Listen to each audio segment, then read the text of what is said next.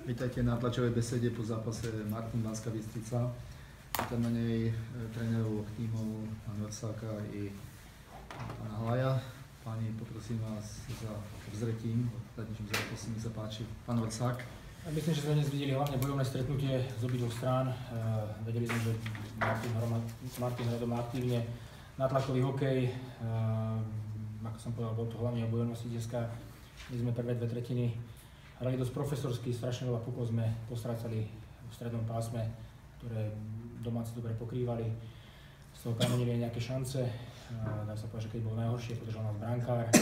V tretej tretine sme hru zjednodušili. Tá tretia tretina bola z našej strany najlepšia. Vedeli sme, že super bude musieť trošku otvoriť hru.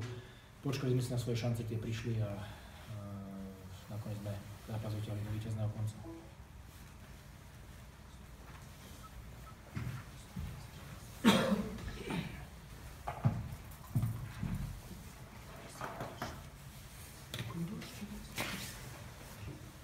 Ja si myslím, že sme videli vynikajúci zápas v domácom prostredí. Myslím si, že sme potešili aj nášho diváka, aj keď napriek tomu, že tie body ostali u supera, išli sme do zápasu v podstate bodovať. Dovolím si povedať, že sme ten zápas v podstate prehrali v oslabeniach, takže tam po kameňu úrazu ináč sme boli vyrovnanou partiou so superom a myslím si, že tí chalani odviedli 100% robotu.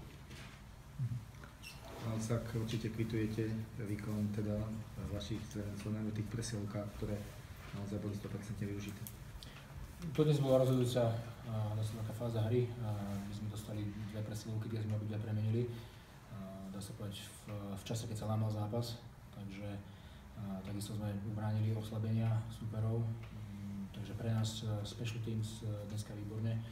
Čo sa týka brankára takisto.